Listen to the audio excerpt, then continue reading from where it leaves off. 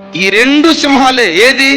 శరీరం సింహమే, ఆత్మ సింహమే. ఈ రెండు దిగ్గజాల మధ్యలో నిరంతరం పోరాటం జరుగుతుంది.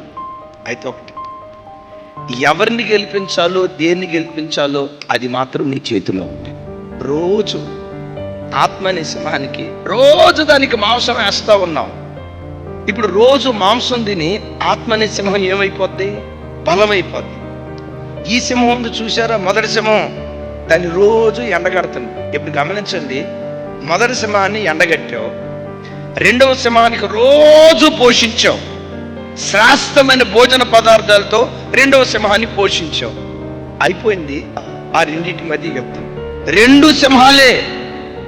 దేన్ని పోషిస్తావో అది బలపడింది, దేన్ని ఎండగడతావో అది క్షీణిస్తావు.